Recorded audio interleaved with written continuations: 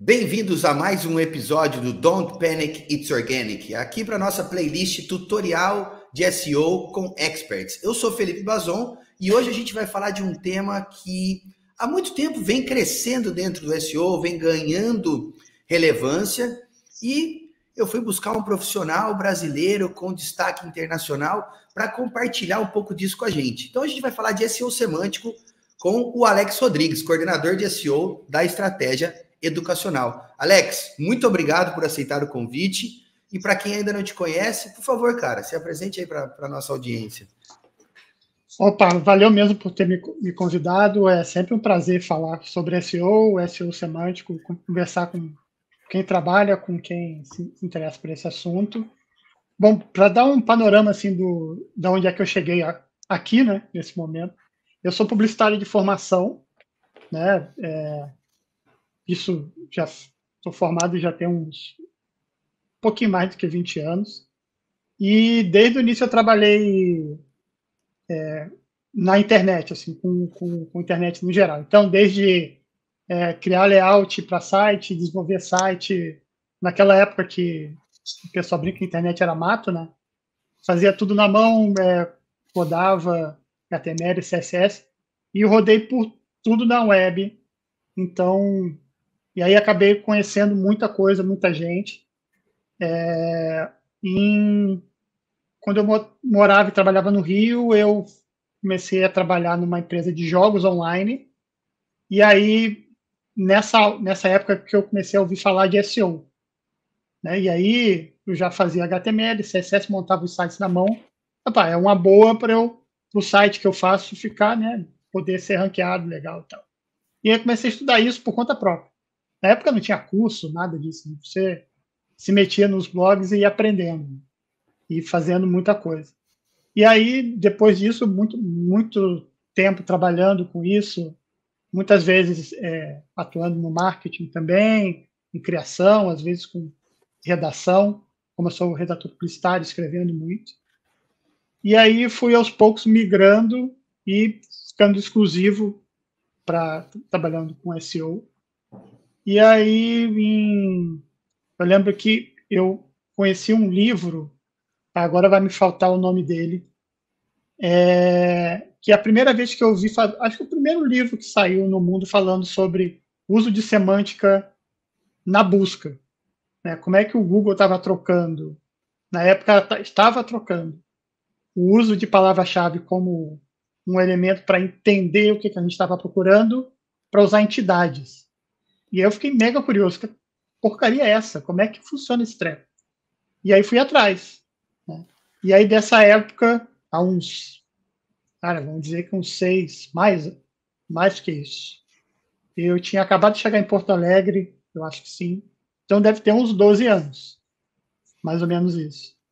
E aí a gente, né, comecei a pesquisar, acabei, na época do Google Plus ainda, o cara que escreveu o livro estava nessa comunidade, entrei na comunidade, comecei a conversar com ele.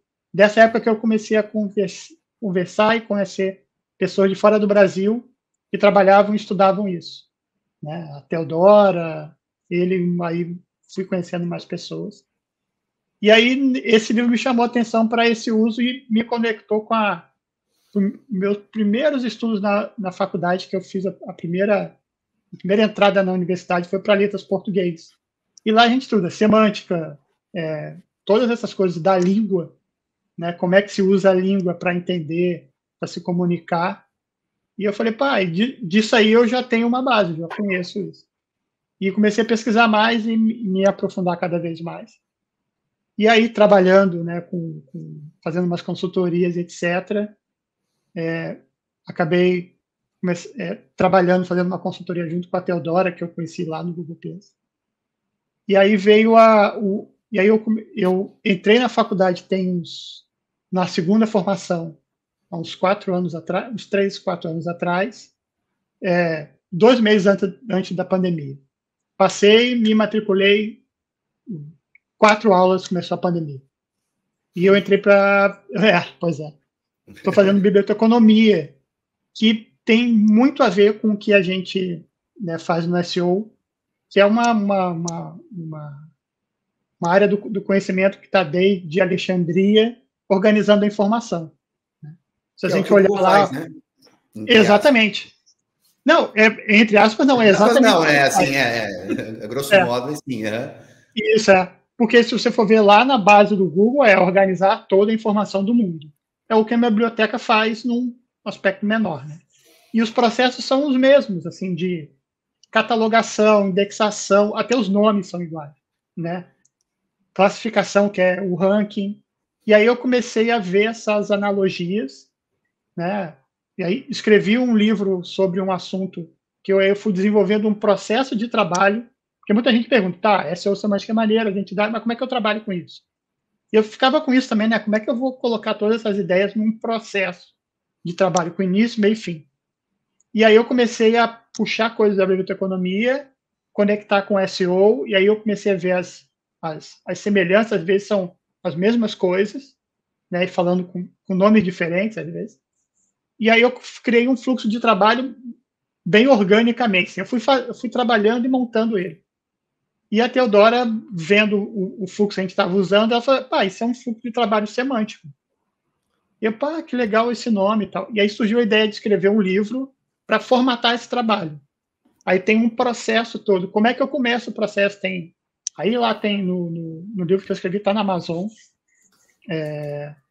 Ele tem um processo, um início, meio e fim, como é que eu começo, e é o que eu uso no trabalho, né, normalmente. Assim. Então, passando todo esse fluxo vindo lá do português, passando na publicidade, agora na biblioteconomia, tudo isso contribuiu para conseguir, hoje em dia, ter desenvolvido um fluxo de trabalho que me permite ter um caminho, e aí eu sei onde é que eu posso ir, como é que eu estou caminhando e tal. Então, sempre quando alguém me pergunta, tá, como é que eu aplico isso? Eu falo, ó, eu trabalho desta maneira, usando as ferramentas que a biblioteconomia usa para organizar informação em bibliotecas, em empresas, etc., para organizar a informação de um site, de um e-commerce, de qualquer que seja. Então, esse é mais ou menos o caminho. Assim. Fantástico, fantástico. Depois eu vou querer saber o nome desse livro aí, vou querer... fluxo de trabalho semântico.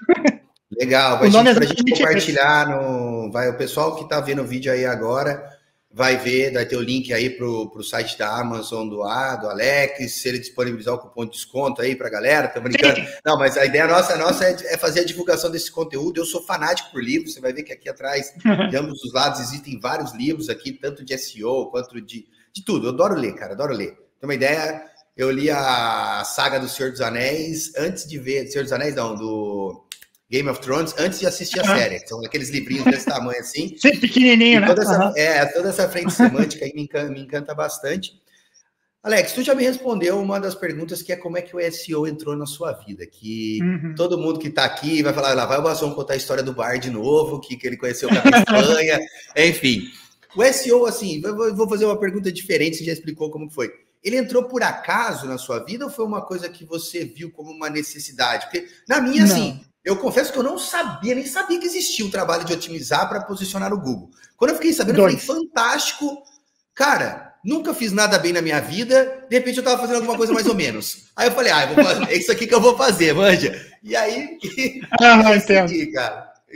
Cara, foi mais ou menos isso. Foi mais ou menos isso. Eu estava trabalhando nessa empresa de jogos, né? Eu fazia o layout para o site, aí eu quis aprender a montar aquilo. Né? Como é que eu boto isso na internet? Né? De uma maneira que, na época lá, tinha os Dreamweavers, né? A galera que mais nova não sabe o que é isso. Né? Uma ferramenta... FileZillas da vida. Que a Adobe comprou da Macromedia, enfim. A ferramenta que tu montava o site, mas daquele jeito bem tosco, saca? E aí, por conta de eu começar a ouvir o pessoal falando de acessibilidade, né, velocidade do site, não, tem que aprender isso aí direito. E eu comecei a estudei e aprendi a fazer HTML e CSS na mão, né? Bloco de notas, eu escrevendo o código. E aí, quando eu ouvi falar primeiro, talvez num blog gringo, tinha uma maneira de fazer isso da forma correta, que o buscador, que o Google estava crescendo, entendia e botava ele na frente das buscas, eu falei, opa, eu vou fazer o layout legal, vou montar o site bem feito e ele vai aparecer na busca. Fechou? É isso que eu preciso. Mas é igual, eu nunca tinha ouvido falar nessa história. E aí eu nem sabia direito o que era. Para mim era uma coisa, no que a gente chama de SEO técnico, era coisa muito técnica, assim, de fazer o HTML certinho, isso e tal. Depois eu fui vendo que era muito maior, envolvia conteúdo. Aí quando se começou a falar de criação de conteúdo otimizado, aí eu lembrei lá da redação publicitária, algumas técnicas que a gente usava lá que tem a ver, coisa de título chamativo, descrição, usa isso, palavra aqui, palavra ali. Eu falei, pá, isso é legal, tal. E aí foi me interessando, muito puxando coisas que eu já conhecia, mas aí de uma nova maneira, sabe? Então, mas foi isso, assim, ela apareceu e eu entendi que talvez ali tivesse um caminho legal para fazer melhor o que eu já fazia.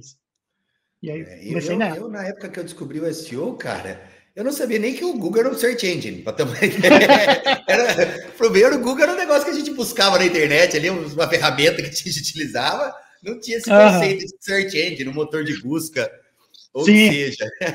Cara, ninguém entendia isso, era uma caixa lá de texto digital, ele estava exposto, era isso, assim.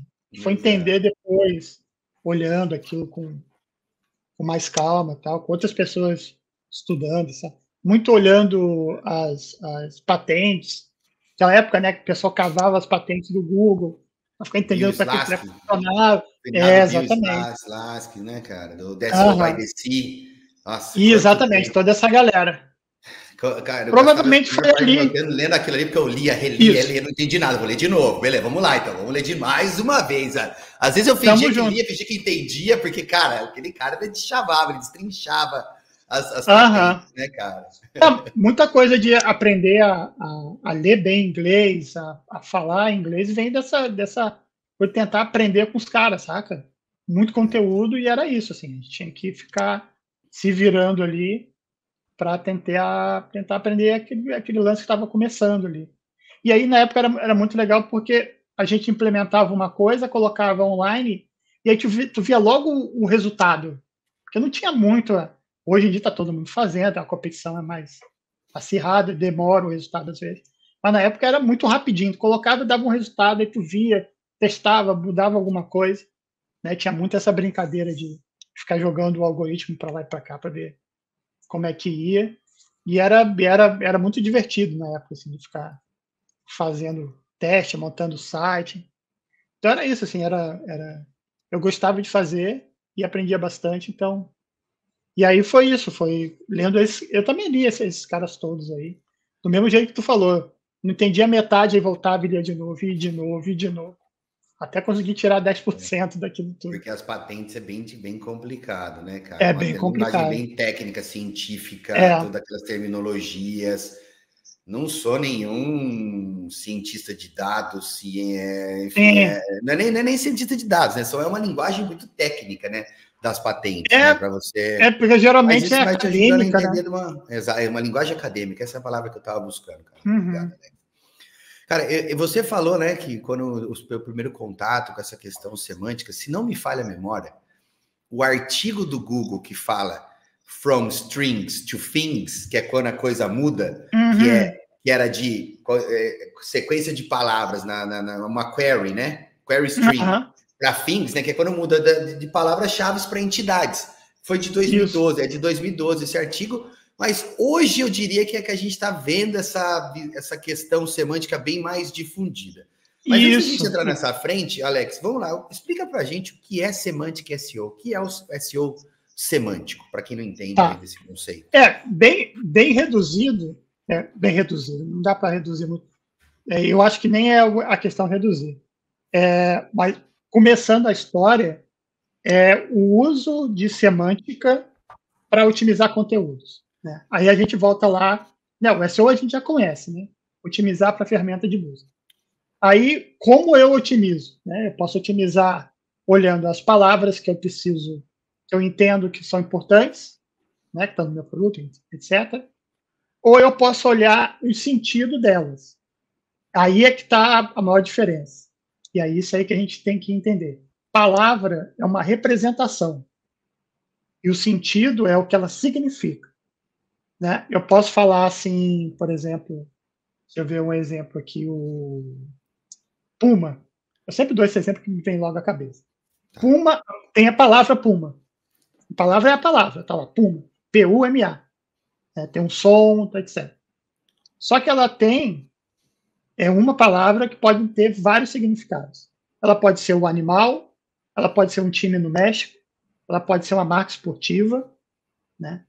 E aí, assim, eu conversando contigo, estamos aqui falando sobre futebol. Ah, Felipe, estou jogando lá e tal, aí comprei um Puma.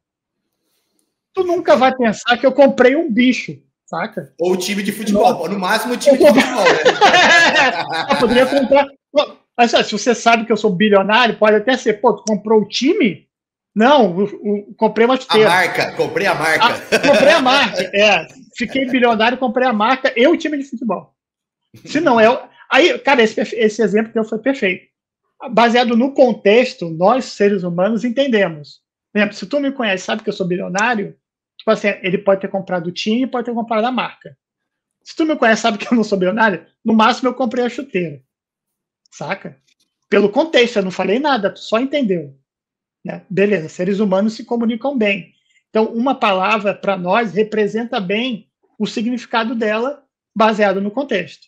A gente se entende. Aí, agora, a gente vai para a busca. Né? A parte do ferramenta de busca. Uma ferramenta de busca ela é exatamente isso. Eu, ser humano, tenho uma dúvida, uma questão, preciso de alguma informação, uso uma ferramenta, o Google é uma delas, tem milhões de outras, para buscar algo, essa informação que me falta. O Google, o Bing, eles são intermediados por algoritmo. Né? Esse cara aqui, que era o bibliotecário, que eu pergunto para ele, ô, dona Coisinha, tem aí o livro sobre pumas aí? Ela vai perguntar, meu filho, que puma você está falando? Ah, estou precisando do livro do animal, estou estudando para aula de biologia. Ela tá, peraí. Ela vai lá e, tem esse livro aqui, tem esse outro. É uma pessoa, o Google faz isso com um algoritmo, né? Que é um programa, a grosso modo, que usa cálculos matemáticos, estatísticos, para conseguir inferir, tentar entender o que eu estou dizendo. Né? Então, a gente tem um programa que faz cálculos e usa estatística. Como é que esse cara sabe que o Puma que eu falei é o time, ele vai tentar fazer inferência. Aí, baseado em 1 milhão de sinais. Né? Minha busca anterior, de onde é que eu estou vindo, tipo de busca eu já fiz. Ele vai tentar entender, e a gente tem que ver que o buscador ele faz assim. Ele vai transformar tudo que é texto, que é string, que são palavras, em números. Né? Aquilo tudo vira número. Ele vai calculando. Eu fui descobrir isso, entender isso de verdade, vendo, quando eu comecei a participar de um grupo que trabalha com machine learning e transforma texto em números para aí entender. Aí só entende número.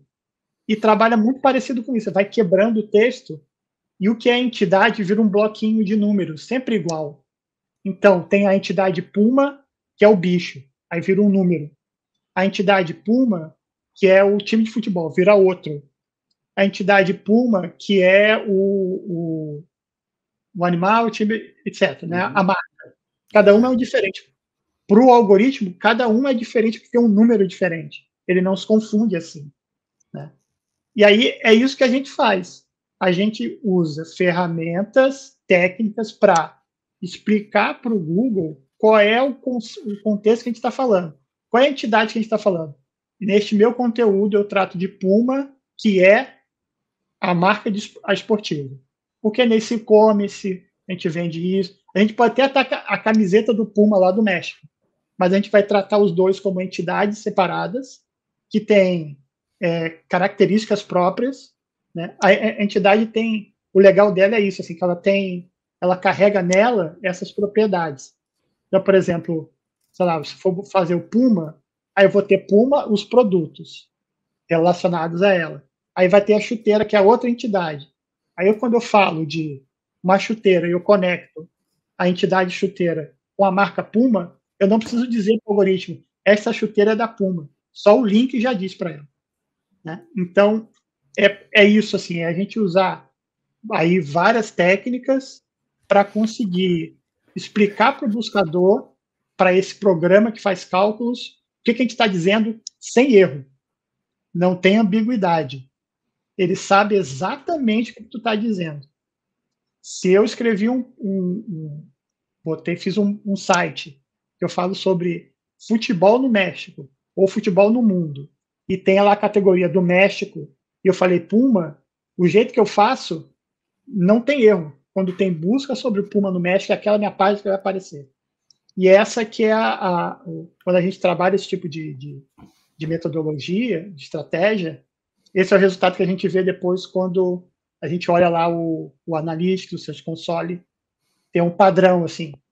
A gente começa a fazer isso, a impressão sobe. Que a gente acha que o buscador começa a entender nosso conteúdo e começa a mostrar para as pessoas. Eu começo a ter certeza. E isso é outra coisa que eu aprendi também trabalhando com AI, é que toda ferramenta que usa o algoritmo, ela faz um cálculo para saber a taxa de certeza daquela busca. Então, você faz uma pergunta, ele faz os cálculos e vai dizer, para esse resultado aqui eu tenho 97,9% de certeza, 96, 94. E aí se monta o ranking. Então, geralmente, esses conteúdos que usam SEO semântico, entidades, essas conexões, dão mais certeza para o algoritmo que aquele conteúdo fala sobre exatamente aquilo que o cara está procurando. E aí começa a aumentar a impressão. Aumenta a impressão, melhor conteúdo, exatamente o que eu quero. Aí depois, no tempo, aumenta clique e depois o CTR vai subindo junto com eles. Assim. Eu já vi isso em, 90% dos projetos de SEO semântico tem esse mesmo padrão.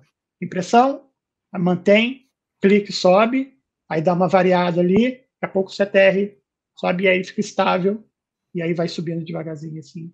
Esse foi mais ou menos o padrão que no primeiro trabalho que se fez de SEO semântico aqui no Brasil foi com um site que a gente fez, que depois virou case lá no site da WordLift. Aliás, então, parabéns pelo case. Eu conheci você por ali, cara. Eu falei, parece que esse site aqui é brasileiro. Quem é esse cara aqui? E aí eu vi tu fazendo numa entrevista, num podcast com o Jason Barnett, grande amigo meu, cara. Conheci ele alguns anos atrás. Aí eu vi, poxa, Alex. Uma figura. Não sei se tu viu, tem uma entrevista com ele agora recentemente pro canal, falando de Knowledge Graph, falando da Killer Whale Update. Ele é o cara da BrandSerp, né, cara? Ele entende muito dessa questão de Knowledge Graph, entidades. E pegando esse gancho, Alex, tu falou que o buscador transforma tudo em algoritmo. E esse número, né, que ele atribui para aquela palavra, né, para aquela entidade, digamos assim, é o mesmo número que o Google coloca no ID da URL quando você é uma entidade reconhecida pelo Knowledge Graph? Não, aquilo ali é o ID que o Google atribui para a sua entidade. E não necessariamente a conversão algorítmica da palavra Puma marca para isso. Não, aquilo ali é o número do Knowledge Graph para que o Google entenda que aquela entidade, aquele número é o do Google, não exatamente aquela conversão que você falou aí, né? Eu não entendo, pensando assim, eu acho que eles não iam entregar tão fácil, saca? Ter um número específico de entidade e deixar isso na URL. Senão a galera porque tem uma IDzinha. Quando você é uma entidade reconhecida, a sua URL daquela entidade ela tem um ID. Aquele ID é o ID da sua entidade. Tá? A gente pode. Até um teste válido fazer para ver se a gente consegue, de alguma maneira, identificar aquilo e ver outras URLs e entender padrão, né? Porque eu, pensando aqui, eu acho que o Google mascararia isso, trocava. Acho que ele troca. Mas é uma coisa que vale a pena fazer um teste para ver. Perfeito. Porque daí você tem acesso à API do Knowledge Graph, você tem as informações ali. Eu tenho acesso a esses números, que é o que a gente trabalha, entendeu? Por exemplo, quando eu estou fazendo um trabalho de Entity SEO associado a Semantic SEO para os meus clientes, né? A primeira coisa é você fazer que a marca dele seja reconhecida como uma entidade. Sim. Uma vez que você faz isso, você vai dentro do Knowledge Graph, né, da API do Knowledge Graph, ou a busca pela marca, você vai ver que é um URL onde tem um ID específico. Um ID específico. Número. É um grupo de números. Eu não sei se é esse mesmo número. Quando tu estava falando, eu fiz essa correlação. Então é legal. Depois a gente também bater um papo sobre isso, trazer essas informações. Como eu te disse, a gente vai fazer um artigo sobre isso e eu vou querer sua colaboração sobre esse artigo. E a gente pode falar disso no artigo, tá? Pode ser. Eu tenho o que eu estava falando especificamente é o cálculo que ele faz, né, e transforma isso tudo em números. Assim, mas isso faz sentido de transformar, né, a string num número, né, num array ali, e entender isso e replicar isso para, né, esse ser o teu representante numérico da entidade. Eu nunca tinha pensado por esse caminho, mas pode ser. Legal. E aí, de repente, isso abre algum caminho para a gente entender mais coisas ali.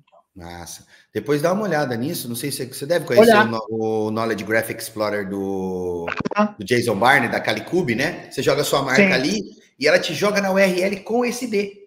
Tá? Tipo, se você for uma marca reconhecida, você joga lá Hedgehog. Aí a Hedgehog tem uma até para você fazer a reivindicação do seu Knowledge Panel. Sim, aham. É por ali que um dia desse eu peguei esse URL com essa string aí, né? Com esse número, que é a sua entidade, é o primeiro passo, porque daí vai aparecer o botãozinho do lado direito ali para você fazer o claim do seu Knowledge Panel. Sim. Eu peguei agora eu consegui, tem pouco tempo atrás, uma para mim, por conta do livro. Porque isso é uma coisa legal, assim, que aí você vê como é que funciona esses meandros ali, né? Porque, por exemplo, eu tenho várias pessoas que têm nomes parecidos comigo. Alexander, Alexandro, tem essas variações. Rodrigues e Silva são nomes comuns no Brasil. Tem o Alexandre Pato, por exemplo, é Alexandre Rodrigues Silva. Ele é uma pessoa mega conhecida. Sim. E aí foi até por isso que eu optei para... Isso é legal até falar, assim. Por exemplo, se eu fosse competir com ele por Alex Rodrigues, tem um monte. Alexander Rodrigues tem bastante também. Aí eu escolhi usar meu nome completo, Alexander Rodrigues Silva. Legal. E aí eu fiz, né? Quando eu escrevi o livro, eu estava fazendo umas buscas lá, cria uma página na Amazon, aí escrevi o texto, etc. Link no site, para cá, para lá. E aí eu vi que o meu nome apareceu a primeira vez, então virou uma entidade. Mas isso por causa da entidade do livro. O livro é uma entidade que me tem conectado, e aí o Google me viu como referência, como autor daquela entidade que ele já conhecia, porque falava de uma outra entidade que é o SEO semântico. Então, esses links vão sendo feitos no grafo do Google. SEO semântico. Quem está relacionado, ele faz essa relação. Aí aparece um item novo, um livro. Tá, quem é o autor? Porque para criar uma entidade precisa ter certas características, né? Tipo, livro tem autor. Um livro sem autor não existe. Então, para uma entidade formar, precisa ter autor. Quem é o autor? Alexander Rodrigues Silva. Então, tu faz um puxadinho no grafo ali, tu vai criando esse tipo de coisa. É esse trabalho que a gente faz quando orienta quem cria conteúdo. Eu vou falar sobre o Puma. Para falar sobre o Puma, precisa ter essas entidades aqui, porque se espera que esses conteúdos estejam juntos, porque faz sentido dentro do campo semântico ali das palavras que estão sempre juntas. Essas palavras precisam estar aqui, de alguma maneira, sendo faladas, relacionadas uma com as outras. E é muito no nível do texto. Assim. Quem escreve, né, que faz essa manipulação das palavras, o sentido, etc., quando você explica isso, ela consegue entender bem que essa brincadeira com as palavras, com sentido, proximidade de uma, inverte frase e tal. Então, tem muito disso do trabalho meio do ourives de quem escreve, de brincar com as palavras e o sentido delas, mas sem confundir. Essa que é a história. Porque o problema todo é a ambiguidade. Tudo que a gente está falando aqui é sobre ambiguidade. Né? Claro, senão, se o programa não tem certeza se está falando de uma coisa ou outra, a chance dele não mostrar teu conteúdo aumenta. Não quer dizer que vai ser 100%, mas a chance dele não mostrar teu conteúdo aumenta, ou botar um concorrente na tua frente, que ele tem mais chance, mais certeza daquele conteúdo. Dito então, isso, pegando esse gancho seu, Alex, da ambiguidade, é aí que entra a relação dos dados estruturados com o Semantic SEO, ou não tem nada a ver dado estruturado com SEO semântico, cara? Tem muito a ver. Tanto é que ele é, vamos dizer assim, a base, né, do que a gente imprime no código de uma página. Né? Para dar um contexto assim, para quem saca como é que funciona o dado estruturado, como é que a gente usava antes. Vou escrever um post, isso acho que 5 anos atrás, 6 anos atrás. Vou escrever um post e aí eu preciso informar o Google quais são as entidades que estão no meu post. Aí eu fazia a marcação, escrevia na mão, ou usava alguma ferramenta para marcar ali os dados estruturados, copiava aquilo e colava, né, no código ali atrás. O que eu estava fazendo é dizendo numa parte da página separada o que significava aquilo. Esse conteúdo aqui significa isso. O significado é o sentido. Então, é uma maneira de, usando o código, ajudar o algoritmo a entender o que está falando. É óbvio que se o algoritmo andou muito nesse tempo todo, hoje ele já consegue entender muito melhor a linguagem natural. Há 5, 6 anos atrás era muito mais difícil. Então, o Google diz que depende cada vez menos de dados estruturados, mas essa não é muita realidade que a gente vê. Então, dado estruturado se usa muito ainda para conseguir ajudar o algoritmo a entender. Eu uso ferramentas, uma ferramenta, por exemplo, o WordLift, que é do André Volpini. Do Andrea, né? Que me ajuda a não ter que ficar fazendo esse dado estruturado o tempo todo. Né? Ele tem um sisteminha que usa machine learning, programação de linguagem natural, etc. E aí me ajuda a agilizar esse processo. Mas que no final das contas tem uma marcação estruturada por trás igual. Só que é feita, né, on demand. Eu vou marcando os conteúdos, etc. E aí eu vou fazendo isso de um jeito muito mais rápido. Mas o dado estruturado está na base ali. Eu, pessoalmente, acredito que pode chegar uma fase de não precisar tanto. Do buscador ficar tão, né, proficiente de entender a linguagem que os seres humanos usam, que ele não vai precisar mais de dados estruturados. Mas essa não é a realidade ainda. Então, a gente usa muito e tem tudo a ver. É a parte de código do trabalho semântico que a gente faz. Até porque, então, é mega importante. Os dados estruturados, a principal finalidade deles é isso. Né? Muita gente, dado estruturado é para criar os rich snippets na SERP, para aparecer com as estrelinhas. Ele é mais para. Ele foi criado para ajudar o Google a entender o contexto da página, né? Então, quando você coloca o dado estruturado ali na sua, vamos pensar em organization, né? Usando até o seu exemplo, e corrija-me se eu estiver errado, tá, Alex? Você é o expert aqui. Nós temos ali o organization, que é o dado estruturado que você coloca na home do seu site para falar sobre a sua marca, sobre o seu negócio, sobre a sua empresa. Uma maneira de você criar uma desambiguação com o dado estruturado entre Puma site, Puma marca e Puma time de futebol seria o organization type. Type sports brand, type football club. Mais ou menos isso, correto? Isso, exatamente. Aí vamos pensar como algoritmo, né? Aí o Google, né, vai lá rastrear, o algoritmo vai rastrear teu site pela primeira vez. Vamos dizer que a Puma foi criada hoje, aí está na mão do Felipe meteu lá o dado estruturado sobre nós, sobre a página da empresa, e botou essa empresa aqui é do tipo, né, produto esportivo. O Google vai varrer aquela página, acabou. Ele vai pegar o teu conteúdo e fazer assim, ó, tá aqui na caixinha de produtos esportivos. Acabou a dúvida. Morreu o assunto. Tudo que ele vai tratar sobre você, tudo que vai criar, vai estar naquele assunto ali. Certo? Então, você ajuda muito o buscador a entender o que está falando. E é isso, é uma ferramenta de desambiguação, né? Para trabalhar exatamente isso aí. Então, às vezes não tem, tipo, mas eu não consigo usar semântica muito assim. Eu estou sozinho no projeto. Cara, se tu fizer um dado estruturado bonitinho, tu já se ajuda muito. Esse exemplo que tu deu é perfeito. Assim. O buscador não está entendendo qual é da minha empresa. Mete o dado estruturado ali no dado da empresa, formata ele direitinho, diz o que é, o que faz. Tu vai fazer. Aí, sempre quem estava falando sobre o uso de ferramenta da biblioteconomia, essa é uma maneira de você criar, se colocar o grafo, né? O grafo é uma representação que o pessoal usa muito, é uma representação em forma de uma estrutura que não é hierarquizada, né? Que não tem um primeiro, depois os que vêm embaixo um do outro. Essa estrutura de taxonomia. Mas o buscador usa essa estrutura de taxonomia também para fazer as caixinhas, né? Isso aqui é esporte, isso aqui é cultura, isso aqui é artes, aí tem as subdivisões. Você fazendo isso para o teu site, tu pega o teu projeto e coloca numa estrutura dessa.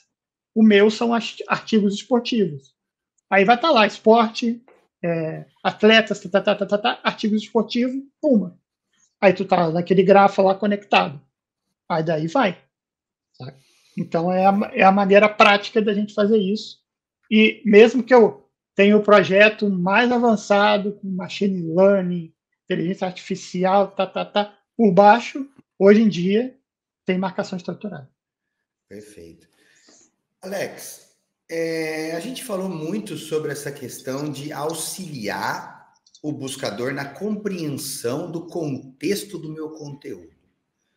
Qual que é a relação do SEO semântico com a melhora de posicionamento? Porque até então, eu estou dizendo assim, vamos lá, só para o pessoal seguir a gente aqui. Falei da Puma, marca do Puma Time, certo? Legal, fiz essa desambiguação, passei a ranquear nas primeiras posições para quem procurava Puma e eu sou o dono da marca Puma, tá?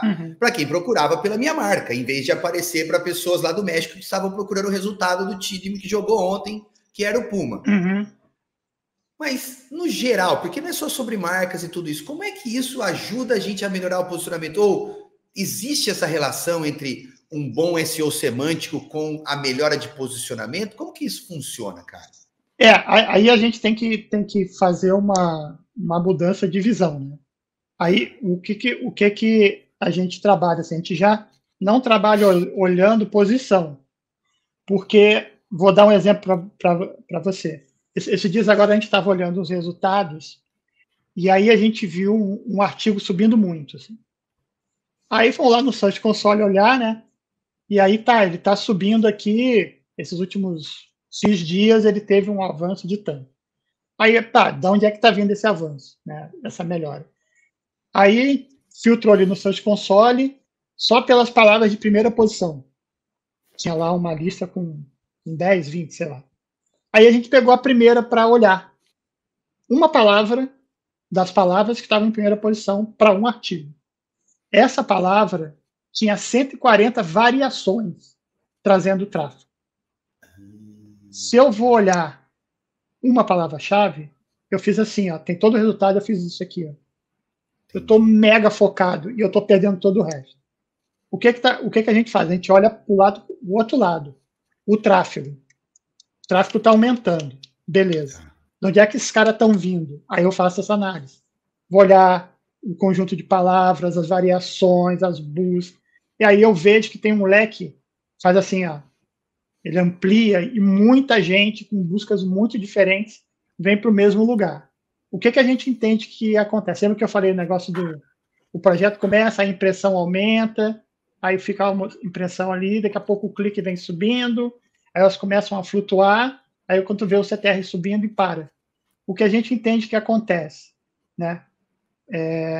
A gente faz desambiguação, usa a entidade para ajudar o buscador, aí ele faz aqueles cálculos e entende. Tá, eu entendi esse conteúdo. Aí agora eu vou ficar olhando as buscas da galera. Esse conteúdo aqui de vocês que usa a entidade, tem certeza sobre o que ele fala. Aí agora o Felipe fez uma busca sobre isso. Esse conteúdo aqui eu sei o que é. Vou mostrar para o Felipe. Vou mostrar para o Alex. E mostro. Aí as pessoas começam a encontrar naquela bagunça da internet exatamente o que elas querem. Eu quero exatamente esse artigo aqui. Achei que eu queria. Clica. Aí clica e vai dando recomendação lá para o Google. Tá funcionando. Mostra mais. E mais. E a impressão vai. Puf. A impressão vai subindo. A taxa de clique para cada artigo é boa. Vai mostrando para mais gente e o clique sobe. Aí quando ele começa a mostrar para mais gente, dá aquela flutuada, né? Ele pode errar um pouco, mostrar para quem não tem nada a ver. Aí dá essa flutuada e estabiliza. Então o que a gente entende que é um conteúdo bem explicado para o algoritmo. Ele entende bem, mostra para mais pessoas, as pessoas descobrem o que realmente querem, clicam e aí vai. Isso é uma bola de neve que vai subindo.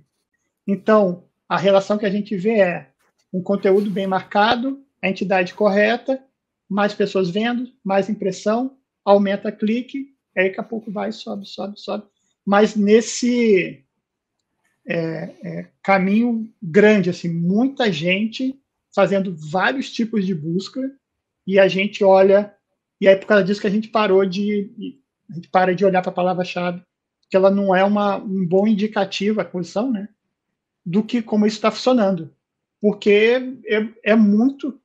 Às vezes, quando você pega um relatório desse e olha, são milhares de variações para um post. As pessoas procuram de tudo que a gente precisa imaginar, assim, né? Então, e aí o trabalho é mapear essas variáveis e colocar isso dentro do seu conteúdo ou possivelmente escrever conteúdos que correlacionam com isso? Não. Aí sim. Mas sempre pelo sentido, assim, tá? O que eu quero dizer, o que nesse meu conteúdo eu falei sobre esse assunto, sobre esse assunto, sobre esse assunto. Esse assunto é representado por essas entidades. O que falta aqui? O que eu poderia falar que eu não falei? Quais entidades que eu poderia tratar aqui que eu não tratei? Aí você tem várias ferramentas de tudo que é jeito para você olhar isso, tentar entender o que está faltando, aí você reescreve, coloca uma coisa, usa uma definição, às vezes, de um conceito para ajudar o buscador a entender o que você está dizendo, né? Então, é sempre nessa jogada, assim, de explicar para o buscador, para ele ter certeza, e mostrar para a pessoa que está procurando exatamente aquilo. E aí você vai aumentando a impressão e clique. Então, essa é a relação. A gente sempre fala que o buscador, para a gente, é aquele gatekeeper, né? O cara que tem o controle do portão ali. Né? Esse conteúdo passa, esse não passa. Esse passa, esse não passa. E aí, quando eu explico para ele o que é o que eu estou falando, a chance dele deixar meu conteúdo passar é maior. Ele entende. E a gente tem que lembrar do Google lá, da promessa do Google lá do início. Organizar toda a informação do mundo. Para organizar, ele precisa entender o que está dizendo. E quando eu explico para ele, a chance do meu aparecer ali para quem está procurando é muito maior do que seria se ele, né, tivesse que ficar tentando adivinhar. Então, essa é a relação do resultado que a gente alcança. E foi isso exatamente que aconteceu lá naquele case que foi meio sem querer, assim. A gente estava fazendo, estava vendo um resultado e tal. Cara, literalmente de um dia para o outro. Num sábado, o pessoal me ligou, falou assim, cara, dá uma olhada no Analytics. Eu olhei, eu fiquei uma meia hora assim, olhando para os números, tentando entender o que estava acontecendo, assim. Porque estava tendo um evento ao vivo no dia. Falei, cara, isso só pode ser do evento. Mas o nome era um assunto, é um site de vídeo espírita. É muito específico. Não poderia ser aquilo. E depois daquele dia a gente não viu mais descendo, né? Ele sobe, até hoje. E a gente parou de mexer nele. Ele continua rendendo por causa desse trabalho que a gente fez. Assim. Será que os espíritos se digitalizaram? Pois é. Pode ser. Mas a gente vai vendo isso na prática, saca? É uma coisa que a gente foi aprendendo na prática. Fazendo e analisando o resultado, tentando entender por que isso estava acontecendo. E aí esse raciocínio é o que a gente vai olhando o resultado e vai, né, fazendo essas... E aí faz teste, né? Vamos pegar esse conteúdo aqui, vamos botar a entidade, vamos ver o que acontece. Aí aconteceu tal coisa, tira a entidade. Aí acontece tal coisa, bota de novo. Bota só uma e deixa essa entidade. Isso é botar mais duas relacionadas. E aí vai. A gente vai fazendo esses testes e vai entendendo como é que funciona. Né? Aquele bom, em vez de SEO de testa, coloca no ar, vê como é que funciona, faz assim e vai aprendendo. Legal. Essa frente, então, voltando ali nessa questão, a gente fez a desambiguação, né? Entendemos que para o Google, ajudamos o Google a entender a minha marca, eu sou o dono da Puma.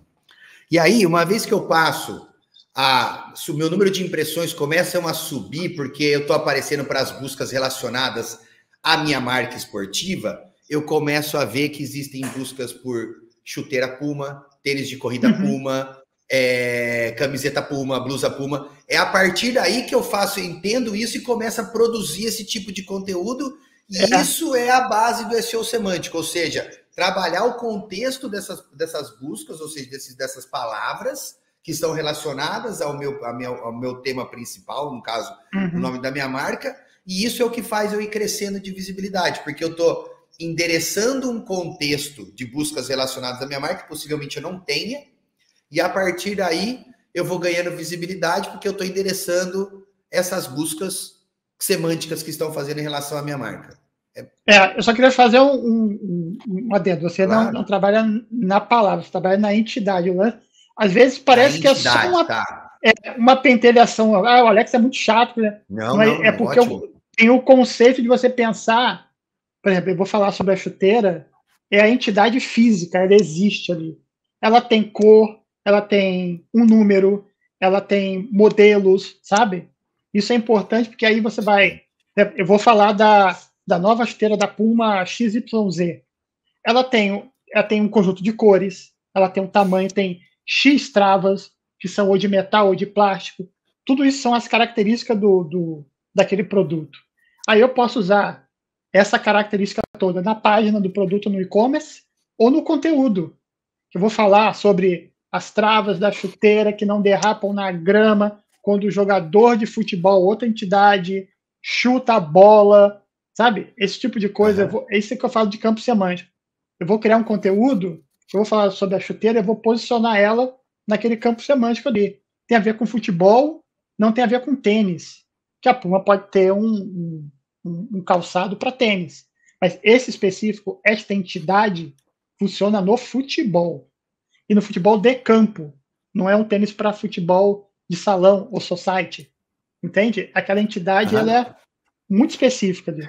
E aí eu uso essas características tanto no conteúdo escrito quanto na página. Monto lá uma caixinha com todas as características, aí marco aquilo com dado estruturado, relaciono uma coisa com a outra, link do post para o link, sabe?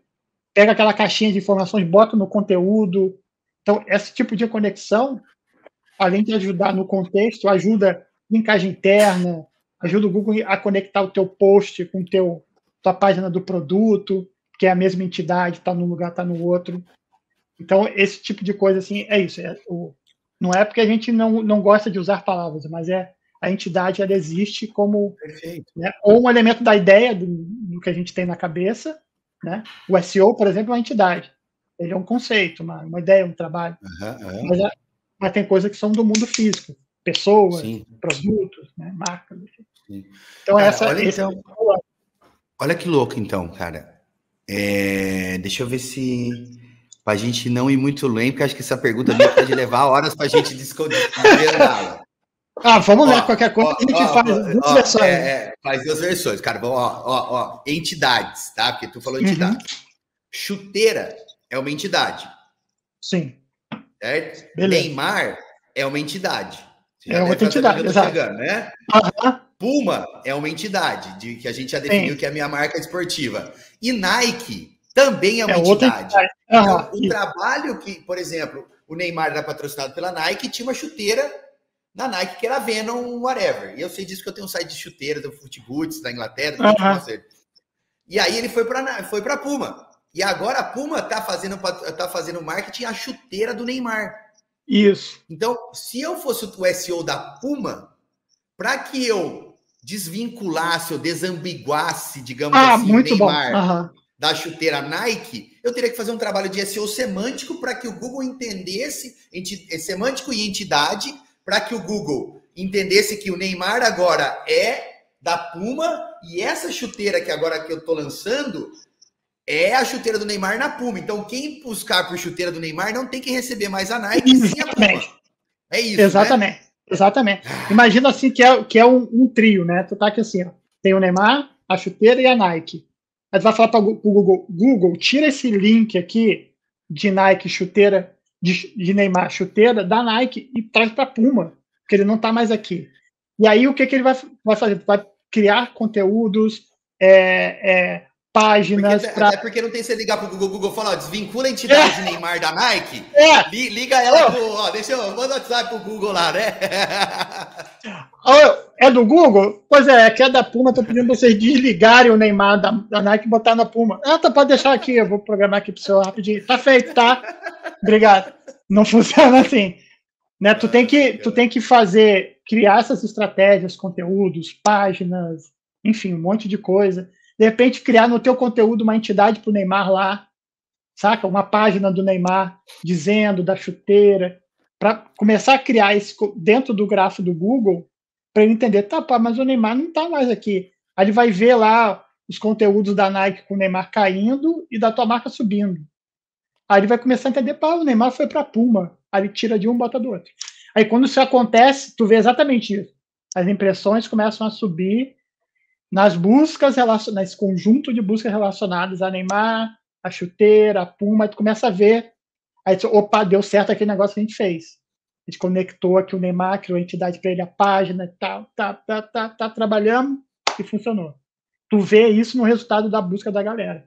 Quando tu começa a ver aparecendo as páginas, por exemplo, relacionadas a ele dentro do site, da Puma, etc., vão subindo. Sacou? Aí tu começa a ver esse tipo de coisa funcionando. Então, mas tu entendeu, cara, o lance é esse, é perfeito. essa conexão que vai aí, tu vai brincando com ela. Então, uma maneira da gente. E eu tô falando isso, cara, tô validando as ideias contigo aqui, porque eu tô entendendo. Você tá tudo que você me contou agora tá muito mais claro na minha mente. Então, o semântico, ele tem uma relação direta com o Entity SEO, que é para você fazer o trabalho de reconhecimento de entidades. É outro nome para a mesma coisa. Uhum. E a maneira de você ganhar o jogo em relação à sua concorrência, vamos dizer assim, que está falando de chuteiras, é com o Topical Authority. Porque quanto mais você forçar a semântica do tópico que você está trabalhando, mais a sua entidade vai ser reconhecida como uma autoridade. Você vai preencher o topic layer lá do Knowledge Graph, que é uma das coisas que o Google avalia, e com isso você vai ganhar um melhor posicionamento. Esse é o SEO, digamos assim, semântico, como um todo. A semântica, elas primeiro tem que ter uma entidade reconhecida, senão vai ter tanta valia, e, consequentemente, a forma de você enriquecer, ou seja, ganhar atração, ganhar autoridade, é com o Topical Authority. O tópico, exatamente, sempre que eu falei de taxonomia, o tópico é isso, é uma organização daquele campo semântico, mas aí numa estrutura, em vez de ser uma estrutura de grafo, né? Imagina a minha mão aqui, é um grafo, cada ponta é uma, tipo, o Neymar, a chuteira, a Puma, aí vai. E tudo isso conectado naquele grafo, assim. O tópico é isso, né? É o Puma, aí chuteira, Neymar, sabe? Essa estrutura de uma coisa debaixo da outra. Taxonomia. Né? Essa organização ali é formatadinha. Então, aí a autoridade do tópico é exatamente isso, é você ter as entidades que representam aquele tópico, né, as relações entre elas. A gente só pensa em formatos diferentes. O pessoal que trabalha com autoridade de tópico, essa estrutura de taxonomia, uma coisa debaixo da outra, com a categoria master ali. E a gente, com um grafo, a gente trabalha com isso, né? Elas não têm relação de uma contém a outra. Elas estão todas relacionadas. Imagina que aquele, né, com uma célula crescendo, que vai se juntando, se conectando e tal. Na hora que tu vê, tem aquele gráfico gigante, assim, as bolinhas todas conectadas, etc. É essa a ideia, assim. Mas tanto é que no livro que eu escrevi, o processo de trabalho que eu sigo, ele começa. A primeira fase é o estudo do domínio. Eu vou criar o site lá para a Puma. Vamos dizer que a gente vai criar um hot site, porque o Neymar saiu da Nike, foi para a Puma. Chegou na nossa mão. Tá eu e o Felipe trabalhando. Tá, a gente precisa criar o hot site do Neymar, da chuteira que a gente fez com o Neymar, beleza.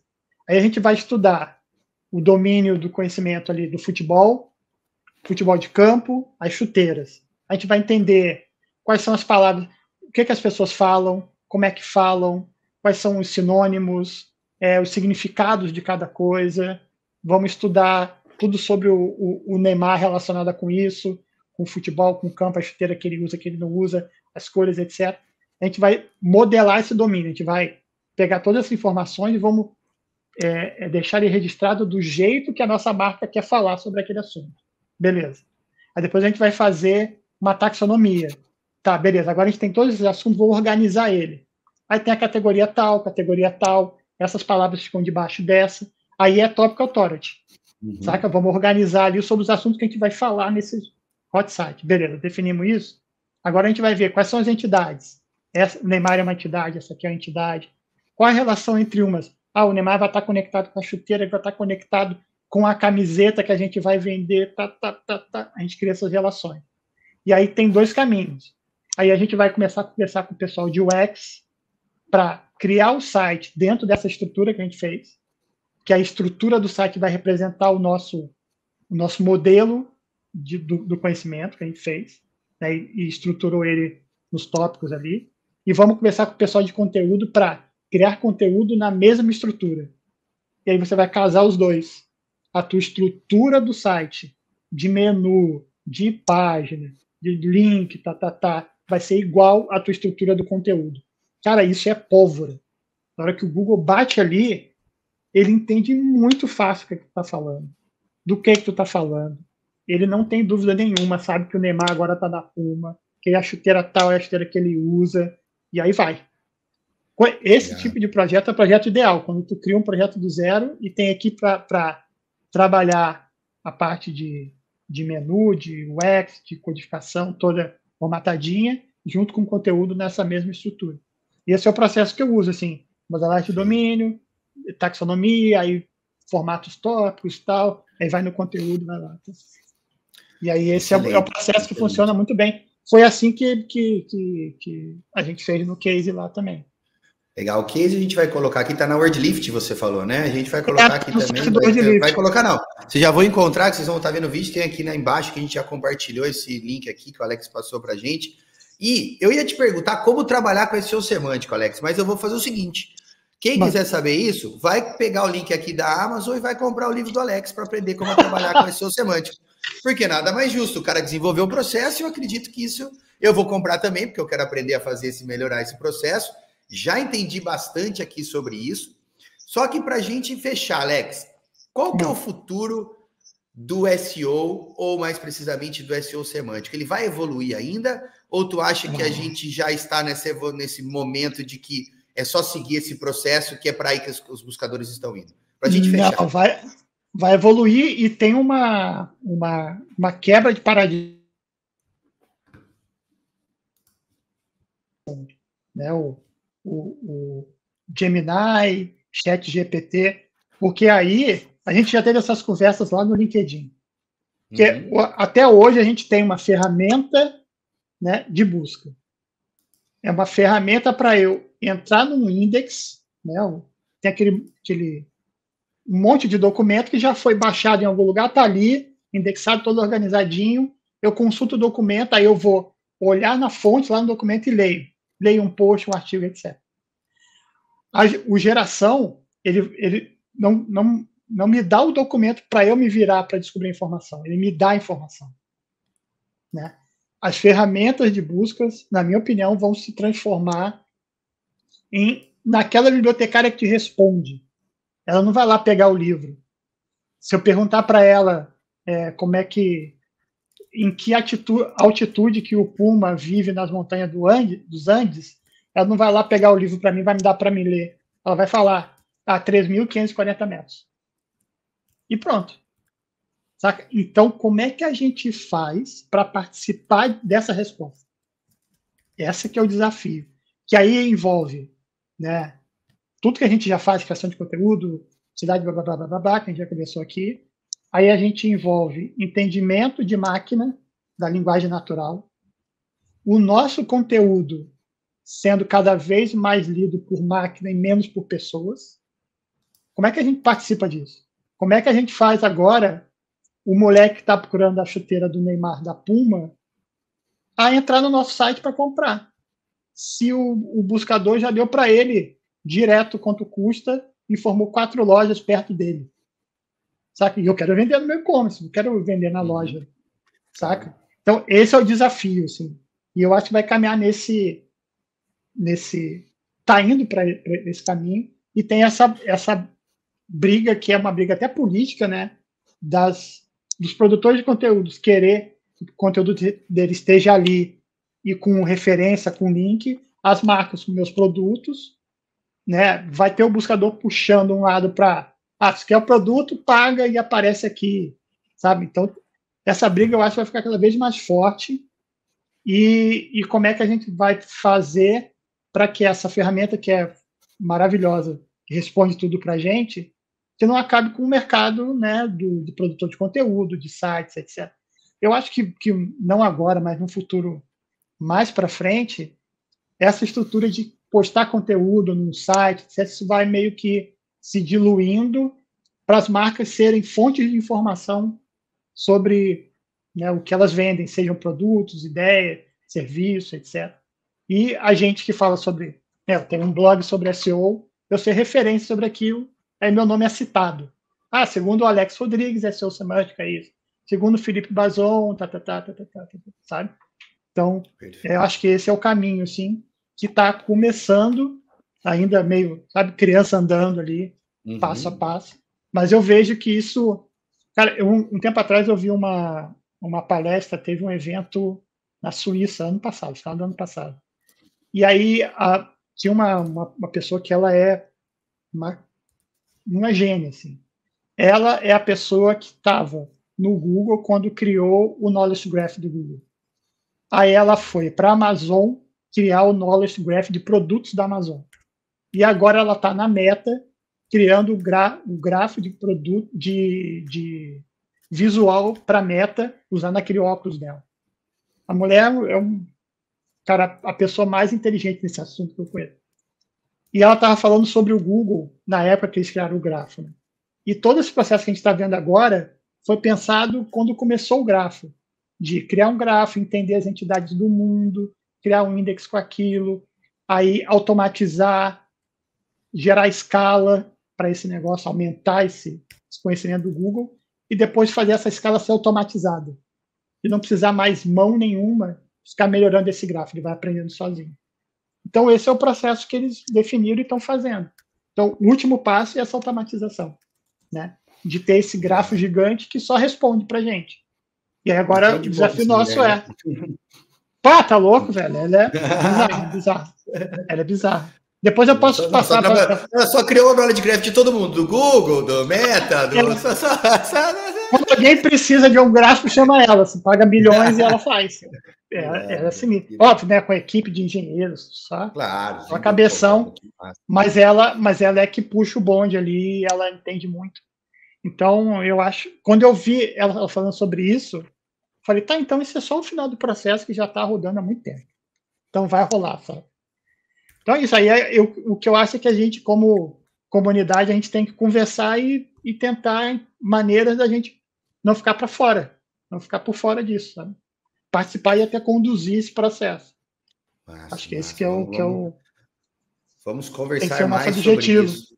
Com certeza, bora. Cara. Eu acho que a gente, principalmente aqui no Brasil, falta mais essas conversas mais técnicas, mais aprofundadas. Eu sei que já existe uma comunidade aí falando sobre isso, mas é uma coisa muito bem difundida. Ainda você está falando com pessoas que estão querendo escrever um artigo de 5.000 palavras, brigando por causa de um link de DR90, enquanto o negócio já está muito mais evoluído, né?